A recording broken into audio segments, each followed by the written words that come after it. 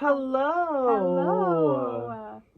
My name is Logan Lemaster. And I am Tiffany Walker. And welcome back to The Mystery Files. Files. We're back, episode 3, baby. Episode 3 of season 3, yes. Wow, oh my gosh, Stranger Things season 3 would make it us. I actually love shows like when they have like a season 2 episode 2 thing. Like I love when it's like a double digit. Yeah, it's so good. Random. It feels like it just is right. Yeah, it's like kind of fun. Yeah, like I think it's a good time. I love it so much. So, if anyone doesn't know, this is the Mystery Files. Yes, we're live in living color. Each week we discuss a certain case, and the other one reacts to it. Yes, we cover a lot of paranormal, supernatural, mostly true crime type things over here. We're trying to get in the realm of paranormal. Maybe one day we'll make it there, but... It's really hard, though, because, like, they never... Like, with paranormal stuff, there's not really, like, a mystery behind it. Yeah. It's more of, like, a legend or a myth. But, like, I love that, but I feel like it's really hard to find, like, basic and fact stuff for it.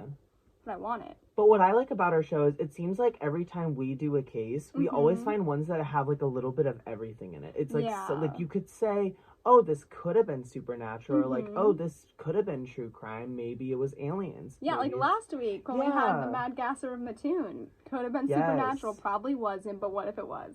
And that's what we covered last week, the Mad Gasser of Mattoon. The Mad Gasser of Mattoon. I forgot about him for a second until I asked you earlier. I could never forget. I could never forget about the Mad Gasser. It's like so hard because it's like we cover so many different cases. Like there's a lot of information to take in, and it's really fun. And I remember them, but sometimes I'm like, what? But I couldn't tell you any from like our first like season of the Mystery Files. Oh no, absolutely not.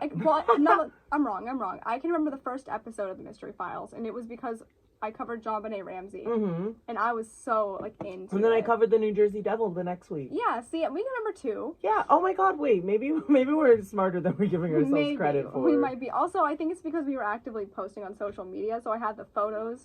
Yeah, a lot of visual representation. Yeah, we have that. We'll start posting more soon. We're sorry, guys. We love you. We're getting it figured out. I promise. Yes. If you're listening to this episode, then we got our ish together. Yeah, if you're listening to it, fantastic. Also, if you're not listening to it, then make us post it. Then, hi, my iPhone storage. What's up? Hey, iPhone, what's up? The only audience right now is my cell phone. They go, no. Can you imagine? Apple goes, please stop doing the show. Please, God.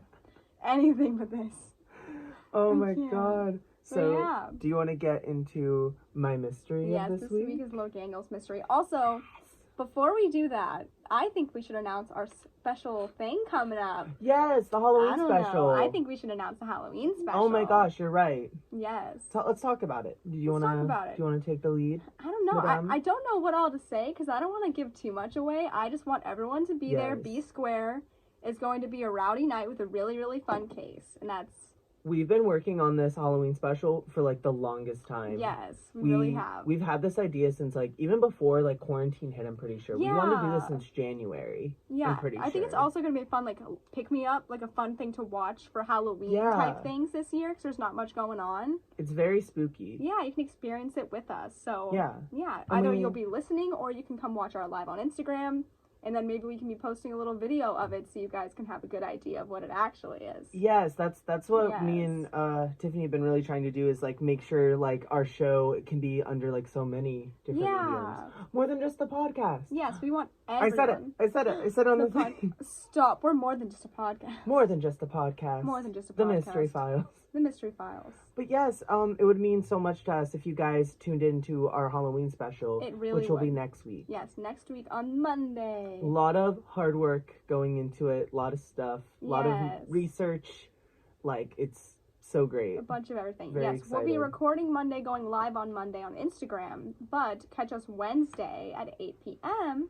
Yes. And you can hear her. Well, that's also when Rockathon's going on. Yes. So that's when the show will premiere is during Point Park's Rockathon. So yes, so if you want to hear it, it'll be a grand old time. And of course, the episode will be uploaded. So if you're watching us right now on YouTube, please watch the Halloween special. Watch it. It's going to be so fun. I'm sure, like, by the time you watch this video, it's probably on our channel. Exactly. It's going to be fun. If you pay attention to anything we do...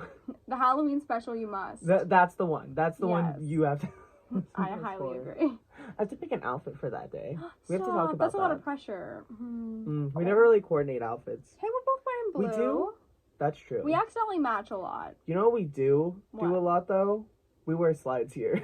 Yeah. We never wear, like, actual, like, I know. closed-toed shoes. I know, I'm wearing Christmas socks and my sister's slides. My little Berkey boys. Because it's more comfortable that way. It is more comfortable that way. I really agree. But yes, catch our Halloween special next week. It's going to be really, really fun. So be there or be square. But as of this week... And I'll plug us one more time. Yes, for Instagram. Yes. Follow us on Instagram at @themysteryfiles_. Yeah. And please follow and subscribe to our YouTube channel. It would mean so much to us. And you can find that big boy link up in our Instagram bio. Also, it's a little hard to find on YouTube until we get a bigger following, but you can find the Mystery Files if you look up one of our videos. So you can try to look up the Girl Scout murders. We're pretty known for that one. YouTube seemed to like that one a lot. Yeah, she'll pick up that algorithm right there. So yeah, but just try to go to the Instagram. It's an easier way to find us. Please subscribe to us because we're not allowed to have the Mystery Files username until we have at least 100 subscribers. Yes, and literally the other people that are called the Mystery Files on YouTube aren't even as like... They don't even do anything. We do way more shows than they do. So like, get us our name, please. They don't even do shows, I think. There was like one show we found that was like an Australian-based kids show that had our name. Hopefully they don't come for us. Wow. Cease and desist. It'll be fine. They better not. We'll figure it out. I'll be like, we didn't know. It's our bad. We didn't know. We're American. Teehee. Well, we're just little Americans. We're little Americans. We don't know anything. Don't arrest me. They arrest us. They arrest us for a name. Can you sue someone from out of the country? I feel like, If they sue me enough, I can get put in prison. Enough? So they have to sue us multiple times. Well, if I don't pay them, I'm going to jail, and I'm not paying them, so... Bye. We're poor college students. Have pity on us, please. Yes, have pity. Keep messing with my hand. Have pity, but point card. You tried. That was I really tried. I really tried. I don't know why. I'm just feeling it. I appreciate it. Thank you. Anywho, so this week is Logan Allmaster's case. Yes. Would you like to give me a little drum roll? Oh, I suppose I can do that for you. Alrighty, gear up, folks. This week on the Mystery Files, we will be talking about the June 1962 Alcatraz escape attempt. Alcatraz! Yay! You know this one. But I want to hear it. Yes. That's a fun story. It really is fun. I was really thinking, because, like, we never do, like, we always find, like, very interesting, like, cases and stuff. Like, ones a lot of people haven't done. But I wanted us to do something, like, we kind of know about. It would be more fun to talk about on our show. Oh, that's fun as heck. Yes, I love it. And I thought this one was exciting. Just because I was Alcatraz. Yay. I originally had another show planned. I told Tiffany about this. We might be able to do it in the future, but I think it's going to have to be a two-parter because I found, like, pages upon pages of documentaries and, like, books and stuff. And I was like, I can't cover that in an hour. I cannot. I was like, Well, that's what I like to hear. After the Halloween special is done, you can totally do it. Period. Maybe that'll be something we'll do. Maybe that's a season 4 moment, too. Ooh, yeah. Season 4 premiere? Wait. Yes. Half of this podcast is me and Tiffany figuring out production stuff. Also, wait, while we're going, I wonder if, after we graduate, they'll let us in the studio. I don't know how likely that would be, but, like, that'd be awesome. I'm pretty sure we can be back in here. Okay. I'm pretty sure, because they said before, like, we could, so... Oh, so we're taking up that opportunity. Yeah. All right. Yes, let's talk about Alcatraz. Yes, let's talk about Alcatraz, everyone's favorite island. Gear it up. Where Jonathan Jacobo was locked up at. Yes, that makes a lot of sense. In Monsters Unleashed. Yes. Okay. So, as you know, what was I going to say? All right, so if you don't know, for our audience out there, there was an escape attempt in Alcatraz in June of 1962 where 3 inmates were able to fool the prison guards into escaping off the island, but no one knows where they went. There were 4 suspects involved in the case. 3 of them succeeded in getting off the island, but 1 of them was caught. So we're going to be talking about that. Yeah. But before we get into their escape attempts, each of us are we're gonna talk about each of the inmates and their little stories and bios. Oh, yay. All right, so the first one we're going to talk about is Frankly Morris. Frankly. We're going to get a little character development. Frankly Frank.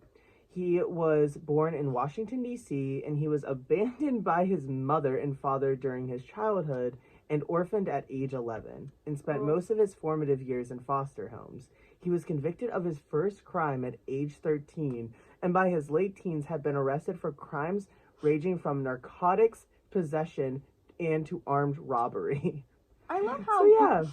Before beginning this show, Logan I said it was going to be fun. He goes, yeah, it'll be so much fun. Like, usually we have to give emotional beats because there's some heavy topics. Yeah. You go, oh yeah, he's kind of like abandoned at birth. Okay, like, listen, this is just backstory. The escape part will be fun. The backstory doesn't matter.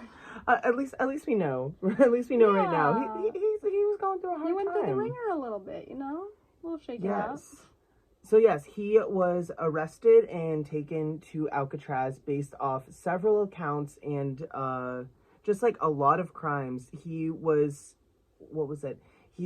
brought to Alcatraz from breaking and entering, burglary, having an armed robbery, burglary.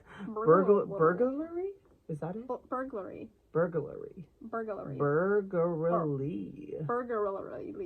All right. So, fun fact that might give into the reason that they were able to escape, though, is that Frank Morris was ranked in the top 2% of the general population intelligence, which means he had one of the highest IQs in our nation. Ooh, that's creepy.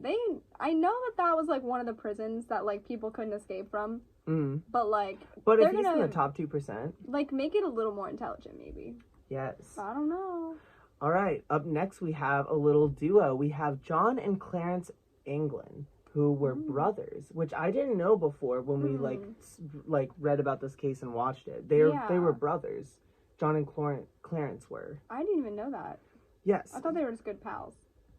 Yeah, so they were born into a family of 13 children. That's you! In Georgia. That's literally me. But not Georgia. Middle of 9, but like make it Pennsylvania. Wow. You know? It's literally the same thing. Prison's coming up in your future. Welcome. So they were seasonal farm workers in the early 1940s. Wow. Which is just so funny to me. Seasonal. Being like... Can you imagine being like, yeah, I have like a seasonal job. Yeah, it's seasonal. It's farm working. I'm not a teacher or anything. I'm just a seasonal farmer. I just kind of like plow through the cornfield sometimes. Like, it's whatever. Wow. I'm not a seasonal farmer. I'm a seasoning farmer. So like, here's some garlic salt. Here's some paprika. What if they really like Christmas? I was like, yeah, I decided to do a seasonal job because like I just really love the winter time. I just really love Christmas time. I don't know. My farm like thrives in the winter with all the snow. Oh my gosh. So cool. Literally. But yeah, so, wait. I'm trying to find my place. Oh my gosh. So yes, the brothers worked as farmers and laborers, and Clarence was first caught breaking into a service station when he was just 14 years old. They began robbing banks and other establishments as a team in the early 1950s, usually targets that were close to ensure no one got injured. They claimed that they used the weapon only once during a bank heist, and it was a toy gun. So these 14-year-old boys robbed several banks, and there was no injury to the people. Wait, literally, how did these kids not get, like, injured in all of this? I feel like if I saw a 14-year-old kid trying to rob a bank, I'd be like, yo, dude, don't do that. What I'm noticing from, like, all these backstories is that they, like, started crime at, like, an early age. Yeah. So, you know, if you want to commit crime, make sure to start early, kids. Start young. YouTube like flags this video. They go, stop it, this can't be released. Stop, no. But like for real though, you know. Yeah. But also, like, how do these kids understand what they're doing? I'm surprised there isn't like a movie about this, you know? Yeah. I would love to see a movie about some 14-year-olds robbing some banks. I mean, there's some things that are similar. I can't remember what the movie was, but there was like these two guys that would steal really young, but I don't remember what it was.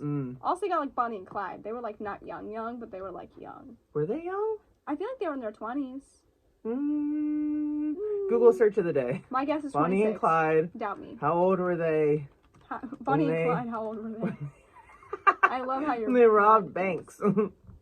Bonnie and Clyde, how old were they? Oh shoot, they 26? Were 9... Wait, how old were they? They were 19 and 21. Wow. Oh my okay, gosh. So they were really young. Stop, that's literally Drew and I. Stop it. Hi Drew, I know you're not here, but let's go do something crazy. Wait, I can't say it on there. That's so young.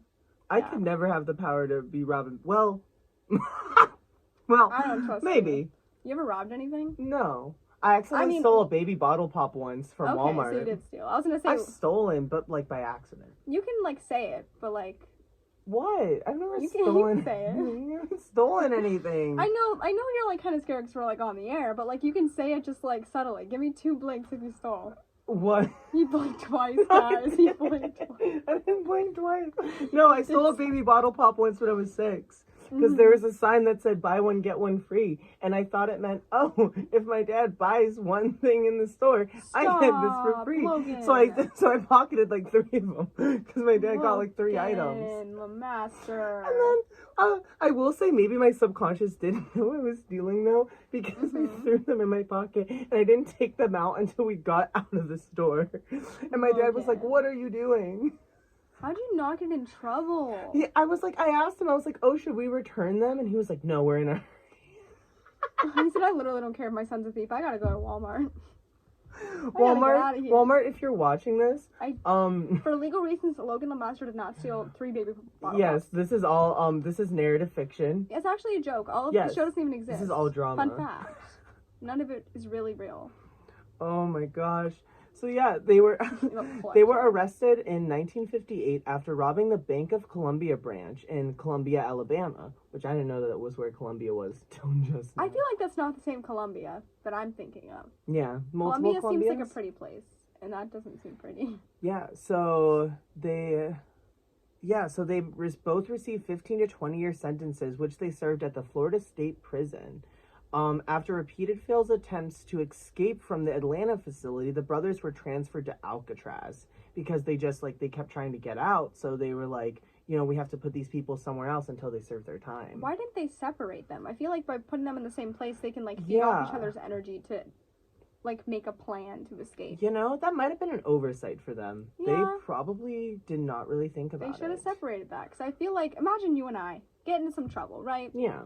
You would want to separate us. Yeah, you probably should separate us, because we're probably going to get in more trouble if we're together. That's what they did during orientation. That's literally what they did. They literally were like, these two cannot be talking. Exactly. So, Alcatraz, you done goofed. That's not my fault. Alcatraz, it's your fault. If you didn't want them to escape. They were probably roommates, too. And they were roommates. And they were cellmates. Oh my god, and they were cellmates. That's... Oh, it's like soulmates with cellmates. Aww. Stop. Except they're brothers. That's cute. Wait. Aww. Aww. That's kind of beautiful. I love that for them. I'm gonna start crying. They're living it up in prison. Alright. Here is the 4th suspect, which is the one who was not able to get off the island because he's dumb, I guess. No, wait, is this the tall guy? Yes, this is Alan West. Ah, what a dummy. Alan West, you dummy. You dummy. Alan West was born in New York City, and he was imprisoned for car theft in 1955. First at the Atlanta prison, then at the Florida State Prison. After an unsuccessful escape attempt from the Florida facility, he was transferred to Alcatraz in 1957. Oh. Now, if you were paying attention, yes, as I'm sure you were, yes, Alan West was in the same prison as these other 2 people who were trying to escape. So the prison, telling me security knew that these 3 people were trying to get out. They said these troublemakers. Well, the thing is, I sort of do understand, because if they get a bunch of people that are escaping, they're going to put them in the prison that they say this is the prison that's not escapable. But also, why put them together? But yeah, why put them even near each other? Especially if they've been in the same location together. That's so dumb. But that's the whole reason, they were able to escape. They got cocky. They were like, oh, it's Alcatraz. No one escapes from here. They were honestly planning. They were like, okay, guys, so if we can't get out of this place, let's plan for Alcatraz. Yeah. And then they get to Alcatraz, and they're like, okay, let's adjust our plans based on this new location. It just feels almost like it's their fault they escaped. Let them escape then. I'm rooting for them right now. But also, saying that the prison is not escapable is just like saying the Titanic's not sinkable. It's unsinkable. Yeah. You're just asking for someone you're just asking for someone to challenge you. And honestly, if I was put in a prison like that, I'd probably try to escape because they said I couldn't. Yes. Don't try me. I'll do it. Yes, exactly. It's just why? It's a fun challenge. Why would you do that? So yeah, he was transferred to Alcatraz in 1957, and he was only 28 years old and had the education of an 8th grader. And he was arrested over 20 times throughout his lifetime. 20 times? But I feel like he probably had a checklist at this point that was how many times can I get arrested? That'd be kind of fun. Oh my gosh. Literally, I'm surprised he didn't go to prison sooner. I think after 10th time, you're probably... Alan was the only one that was ever caught. He was the only one. Oh, from the escape. Yes, he was the only one who was not able to do it, and He died peacefully at the age of 49. Aww. So he's the only person they actually have evidence of this person. Mm-hmm. All right, so that's some little background information. Now we're getting into the good stuff. Yes. So now we're going to be talking about my favorite part is how they escaped. Yes. Yes. This is so fun. I love escapism. All right, so as soon as the 4 inmates were assigned to adjacent cells in December of 1961, they began formulating the escape plan together, though always under the leadership of Morris, the chief mastermind and orchestrator of the plot, which is interesting because that's Frank Morris. Okay. Who is the one who was in the IQ test, which kind of explains like how smart this plan was. He's planned it all out. But like we were talking about already, they were adjacent to each other, so they were around each other and could talk to each other. Don't put people who know each other around each other because they're gonna plan something. You couldn't move some cells over to like have this not happen. Oh my god. Honestly, Alcatraz was asking for it. They were really asking for it. So yeah, it helped to ensure their mutual trust that they already knew each other from their time in Atlanta prison years before. That's what we're saying. Exactly. That's what we're saying. So, over the subsequent 6 months, the men widened the ventilation ducts beneath their sinks using discarded saw blades found on the prison grounds, metal spoons smuggled from the mess hall, and an electric drill improvised from the motor of a vacuum cleaner. Oh my goodness. The men concealed the progress of their holes with walls of painted cardboard and the noise of their work with the louder noise of Morris's accordion on top of the ambient din of music hour. The accordion. I'm imagining, like, okay guys, get the spoons. Can you just imagine, like... That feels like an SNL sketch, right? Like they're just digging with these like metal spoons through the wall, and someone's just playing the accordion. Frank's like, play louder. What if like Morris was like really, really good at it? Like it like brought you to tears. Like they're doing it. It's like this is so beautiful. Honestly, them having music hour is kind of iconic too. I'm happy That's for kind them. of fun. You know, honestly, why do you want to leave if you got music hour? Did you get to like learn an instrument during music hour? Because if so. I want to go to prison to learn. Wait, look it up right now. Pull it up. We only get one Google search a show. Are you sure that's... But I think that's important. Okay. I'm about to search on my phone. All prisons have music hours? They should. Yes. It's important. Also, we can cheat too if we can get people in the live to look it up for us. Oh, there's literally an article like called like how much freedom do inmates have with music in prison? Prison. All right, so according to this, it depends on facility, which is kind of a cop-out of a question, but... You're telling me. Apparently all of them do. In general, what Stop, is wait. One person said they have, like, an American Idol type show.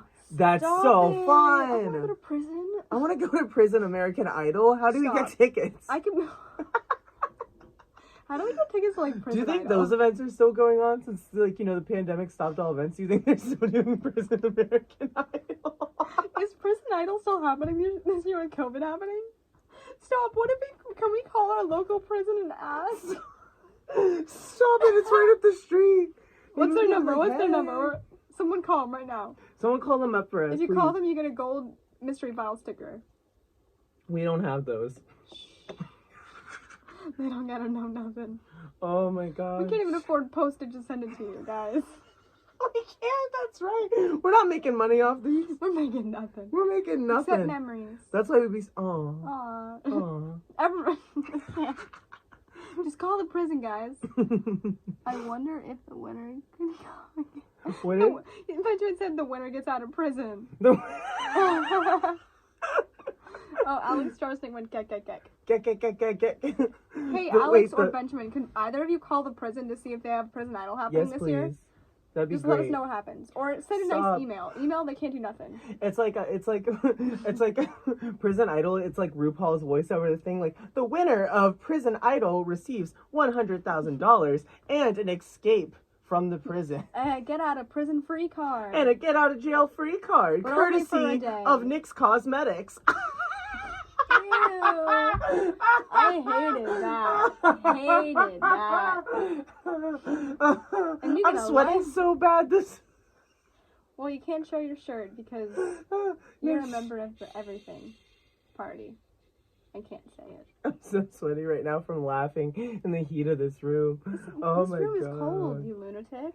Well, we have like different like heating styles. You're always cold. I'm always Heating fine. styles. We're human beings. What does that even mean? It's like a zodiac sign, but we have different like heating styles, I guess. I can't get through the show. Oh, the Red Bull's kicking in. Mine's sort of kicking in. I can feel it like vibrating.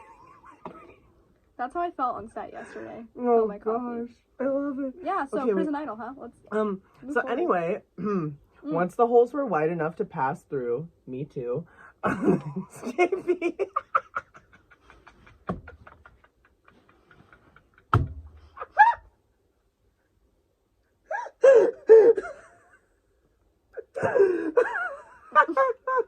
I lost a lot of respect in that second. I lost a lot of respect. It was too easy. Okay, wait, I'm crying. Okay, I got it. I can't see it through the tears. I can't see the article through my tears. I can't read through my tears. Okay. Just don't read that again.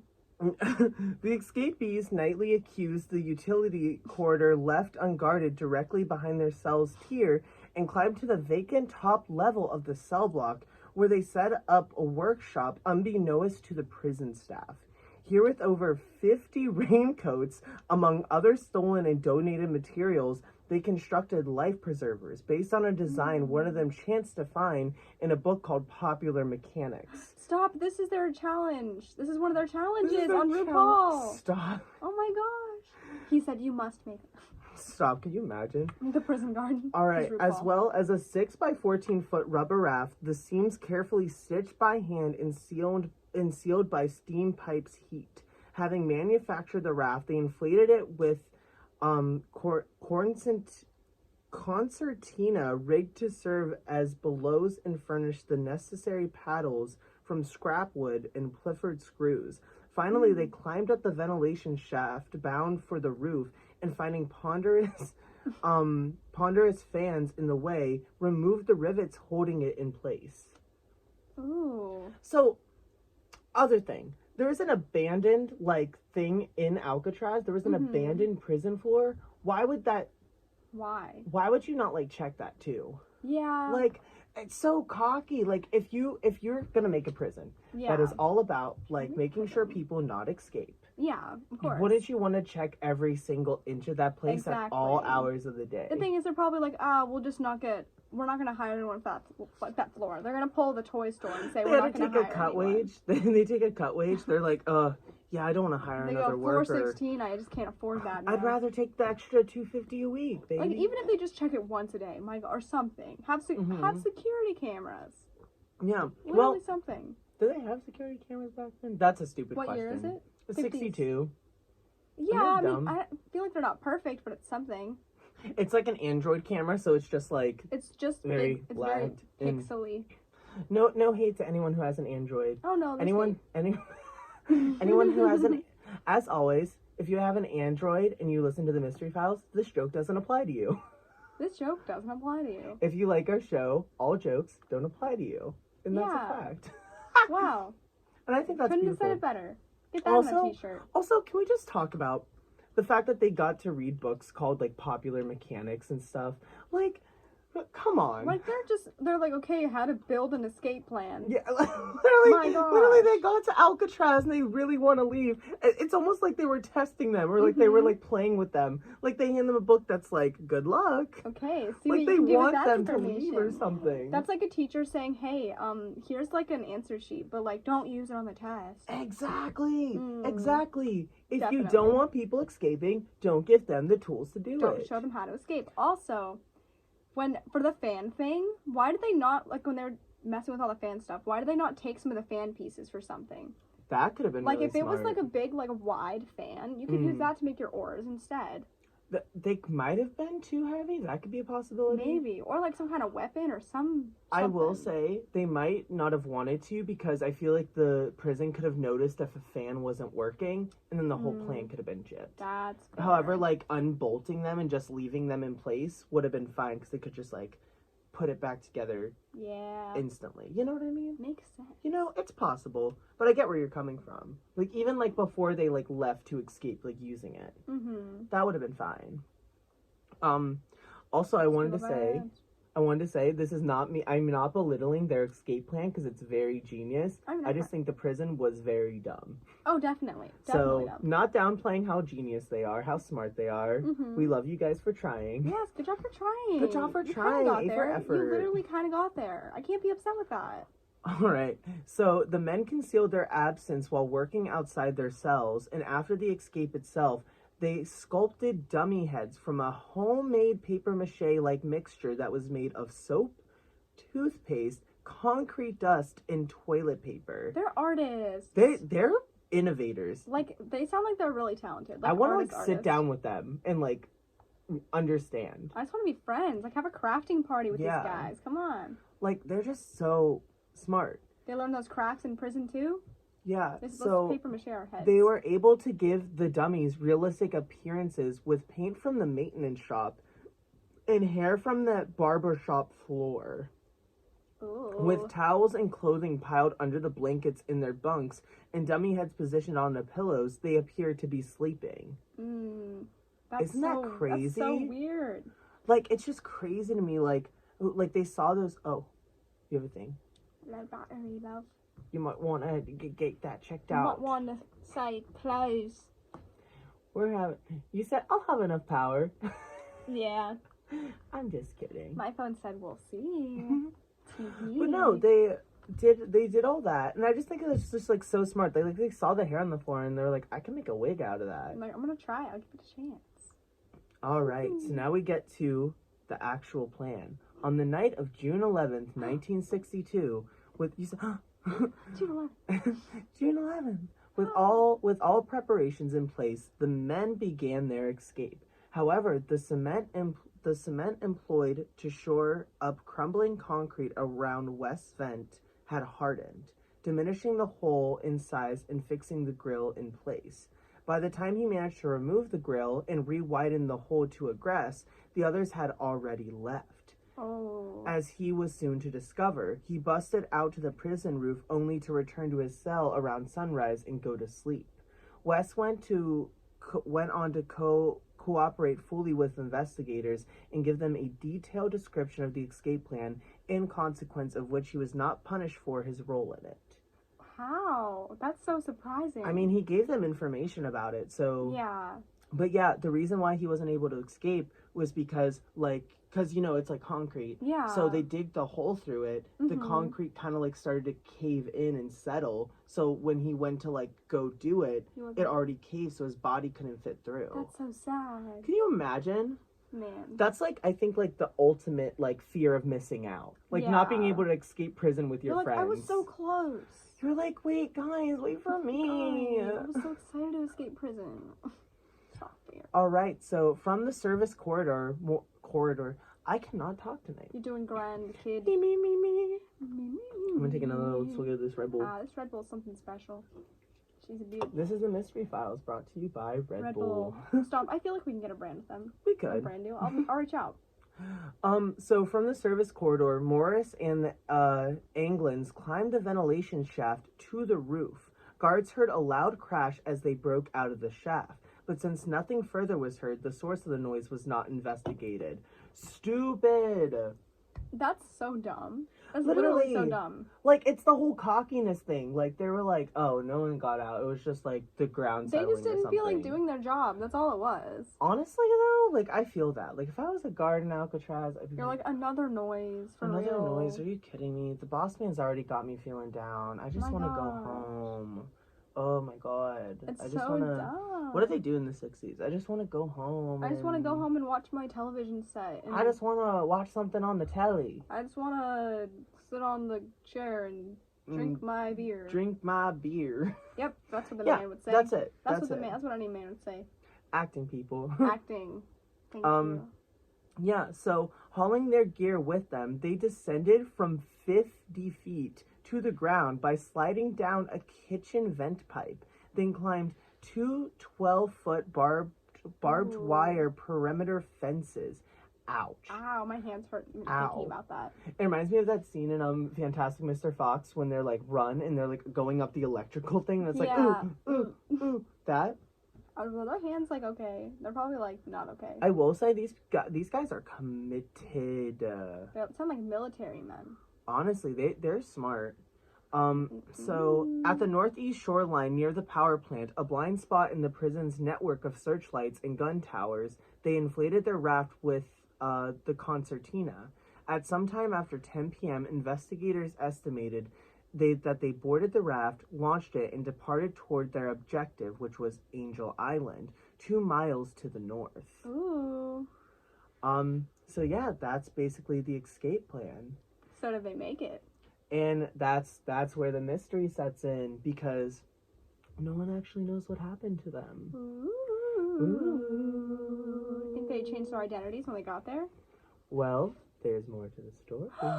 No.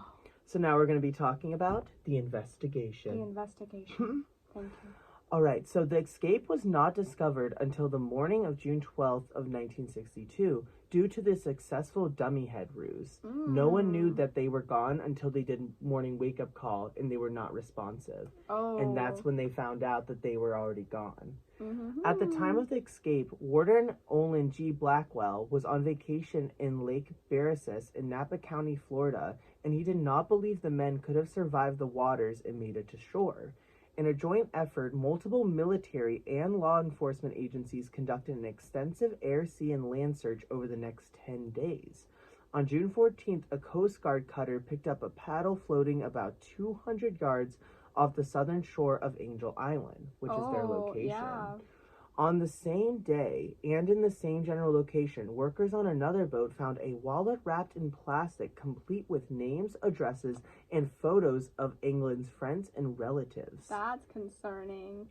And on June 21st, shreds of a raincoat material believed to be remnants of the raft were found on a beach, not far from the Golden Gate Bridge. The following day, a prison boat picked up a deflated life jacket made from the same material off of Alcatraz Island. No other physical evidence of the men's fate were ever found. I feel like it's weird that there were so many different locations that their stuff kept popping up in. Like, I know that water is kind of whack. Yeah. But, like, what if they had this planned out and maybe they were sending letters to someone like, hey, Mr. Boat Guy, you want to pick me up on this night at this time if you can? And then he did. And then they started throwing the stuff off the boat at different locations to throw everyone off. But also, I feel like specifically for like land and water searches, I don't trust them.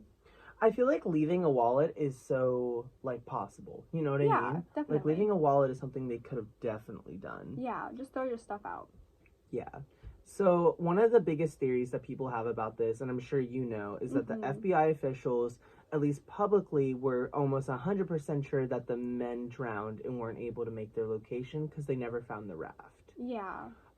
They cited that the fact that the individuals' personal effects were the only belongings they had and the men would have drowned before leaving them behind.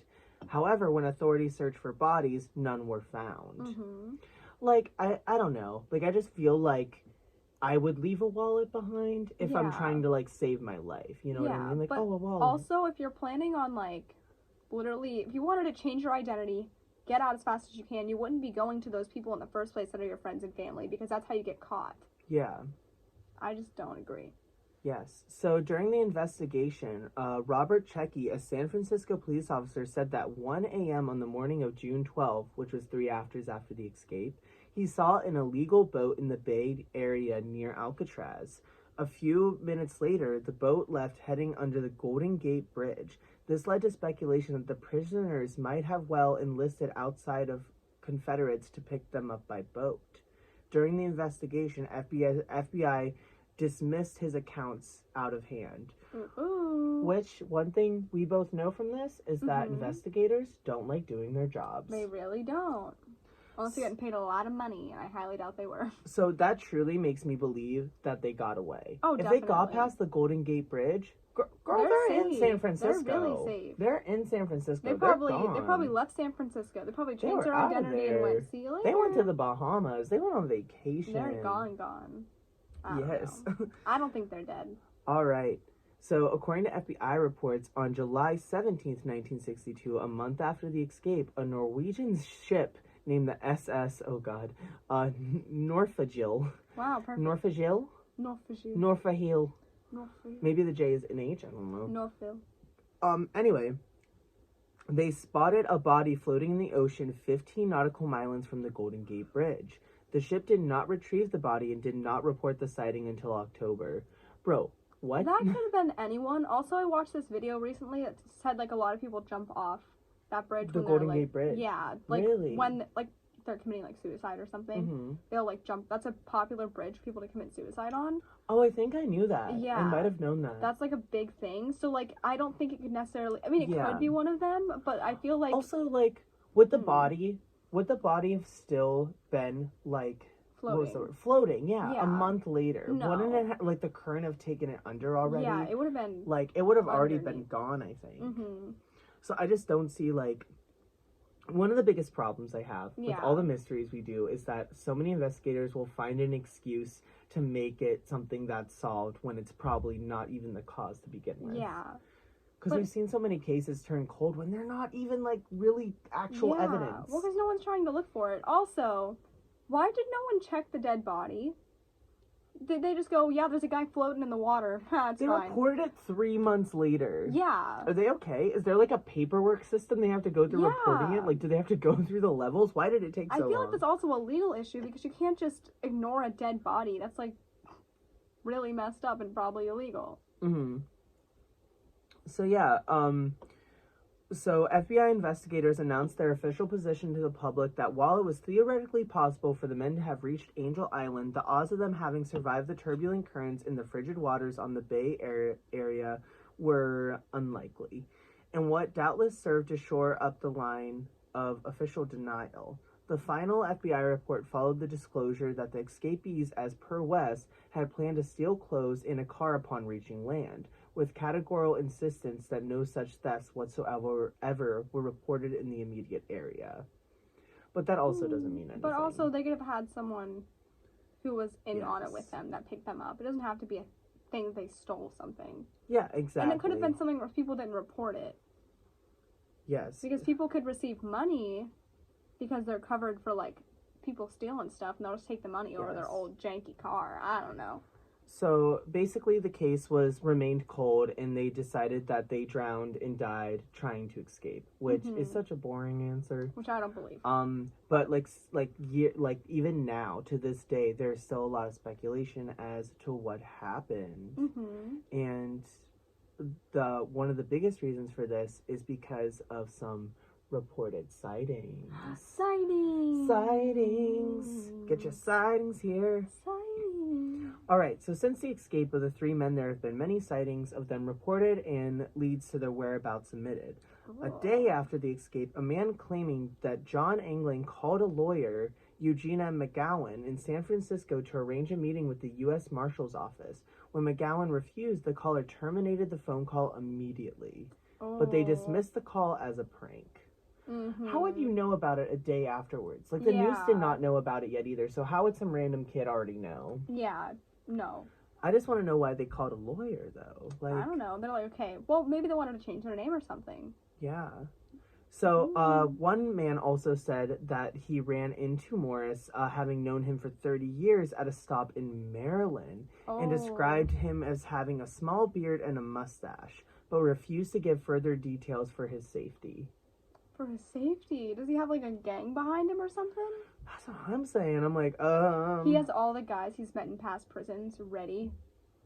So one of the biggest things that I can see as being, one of maybe the reasons that they were still alive is, if you recall, the family members of the Anglin brothers occasionally received many unsigned postcards and messages over the years. Oh. And they were only signed with the name either Jerry or Jerry and Joe. So brothers, then. So brothers. Brothers. Yeah. So they would receive these cards on Christmas. They would receive them for birthdays. They would receive them on Mother's Day. the Anglin brothers' mother actually received a card from Jerry and Joe every year up to her death in 1973. Aww. Which means someone had tabs on their family and where they were. Also, are people looking into these people named Jerry and Joe like Anglin? Like, what if they just changed the first name or taken their... They could have changed their names. Yeah. That's very possible. Oh my god. Or even, like, use their middle name as their last name. So say the middle name is, like, Edgar, and they're like Jerry and Joe Edgar. That's crazy. I don't know. And then the last sighting was by a woman only known as Kathy on the popular show Unsolved Mysteries. Yay, Kathy! One of our, our little... faves, Yeah. We love her. But the old one, the new one's okay. The old one, she's a beaut. Alright, so on their tip line, she recognized a photo of Clarence Anglin as a man who lived on a farm near Marina, Florida. The brothers were also linked to the area by a woman who recognized a photo of Clarence and said he lived near Marina. She correctly identified his eye color, height, and other physical features. Another witness identified a sketch of Frank Morris, saying it bore a striking resemblance to a man she had seen in the area. Ooh. So, these men could be anywhere. I think they're out there. There's no way. It's an easy cop-out to say, oh yeah, they died. I don't believe it. Oh, absolutely. So, as you probably know, with this case, there's been so many conspiracies, claims, and developments inside of pop culture. Yeah. So we'll talk about a few of them. Yes, let's do it. Teehee. So the escape was investigated in a segment by Robert Stack in 1989 on Unsolved Mysteries, our iconic real relative of a show. Yes, we love her. 2 theories were tested. One by having a triathlete swim from Alcatraz to the mainland, and the other having 3 experienced kayakers paddle the same route in replica of the raft used by Anglin and Morris, which is so smart. Yeah, that's definitely. such a smart idea.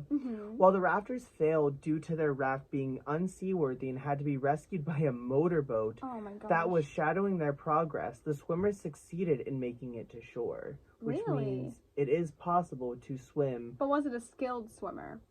It was a triathlete, whatever that means. That's like I'm not a sports guy. All I know is that's probably like a really, really good athlete. That's like a triple threat athlete. But like, were these guys able to get like a bunch of like, I don't know, were they able to get really fit in prison? Because I mean, yeah, they probably could have got buff, especially when you're digging spoons into a wall, like trying to escape. You're right. I could see it. I could see it muscle happening. strength up. All right, and then also there have been claims on America's Most Wanted that there were other people involved in this because of former Alcatraz inmates, including Thomas Kent, told America's Most Wanted that he was helping them with like the escape plan, but decided not to go through with it. With fear. So there was apparently supposed to be 5 people involved in this. Oh my gosh, that would have been even more complicated because it's easier to get caught when you have more people. Oh yeah, the more bodies, like, the worse it probably was, because it's, like, harder for them. How are you going to fit all those people on a small raft? Yeah, so basically throughout, like, all these years, like, all these different people have tried different theories, different ideas, and it ranges from everywhere. Yeah, they've, like, done everything from, like, testing out tidal waves to testing out physics. They literally like thought like this case changed so many things apparently because it really changed how physics, like, I don't know what's the word for them, not physicians, what are they called, people who do physics. Scientists. Yeah, that's a good term. That's a good coin term.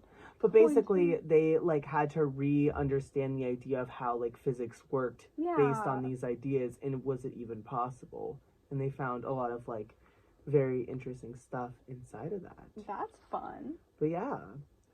But, so, how do you feel? What do you think? I don't know. I'm still pretty set on these guys are alive. Mm-hmm. And that's it. I feel like they might have had someone meet them in the middle with a boat, and they got away. I agree. And they probably left their items to make people believe they were dead, so people wouldn't be searching for them as much. Because if people believe people are dead, they're not going to be looking for them actively. I think they could have gotten away. I think even if the boat would have, like, broken down, even, like, because they only had to get 2 miles. It was from Alcatraz to Angel Island, which was 2 miles. Even if their thing broke down at 1 mile, all they would have to do is swim the extra mile. Yeah. And, like, if you're trying to fight for your life, Yeah. You know what I mean? Like, it all starts to take over a little bit. What time of year was it again? Do you remember? Was June. It was summer. Okay, so the water was probably warm. I was going to say there might be factors of, like, water temperature, like, how, like, I don't know. The only thing that is hard about that, though, too, is that it was in the middle of the night, so the water could have been cold, but it wouldn't have been as cold as, like, the winter time. Yeah. We also have to think this is, like, San Francisco, too. Yeah, but also, like, how... Yeah. I don't even know. How crazy was the water?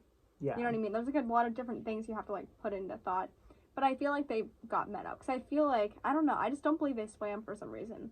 My heart isn't telling me. Or they could have thrown their stuff off of their raft if it broke down. Or, like, got ripped or something. That's a good point. And they're like, okay, this is holding us back. We have what to if swim. What if they pulled, End of Titanic, where, like, they got out of the boat and they, like, helped paddle it or something. Like, use their legs to, like, kick and, like, use that as a support system. Yeah, and then they just switched out. You see, that's the thing. It's like, I feel like that could work. Also, I feel like they would want to hold on to the raft because it's less energy. Yeah.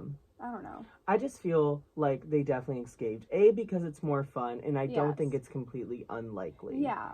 And it's just like, I know I said this already, it's just very annoying that investigators will find any way of making a case seem like it's impossible. Yeah, and also, who are the letters to the family from? Oh, and if the parents seem, or the family seemed like okay with everything was happening. Yeah. They probably knew. I think what helps convince me is the Jerry and Joe thing. That's weird. Yeah. Like, who are these people? And, like, knowing when their mother died, too, that's a lot. Like, that's, ugh. I think one of the things I took away from this is that I didn't know, the leader of it, what was his face? Frank Morris, yeah. He, like, him being, like, having such a high IQ, and, like, being able to do all that is, like, really interesting. Yeah. Like, this case just, like, opened up so many different things, so many different doors. Like, I feel like he thought about everything. Yeah. So I feel like it's very possible that they are alive and well, because I feel like even if people are saying the water was the issue or something, he would have thought about the water, because obviously you know that Alcatraz is in the middle on its own island. You'd have to put into consideration how much effort you're going to have to put into that. So, yeah. I don't know. I feel like they were definitely prepared and they're doing great. Yeah. So, yeah, that's my tea. Yeah. So, let us know what you guys think, please. Yes. That would be awesome. Like, give us some little comments. Like, yes, let us know. You can DM us. You can, give us your insights. We would love to hear from you. We would love to. But I guess as of right now, all we can say is that the June 1962 Alcatraz escape attempt will remain a mystery. Thank you guys for tuning in with us, and we will see you next week for the Halloween special. Yay! Have a good night, guys. Have a good night. See you later. Bye.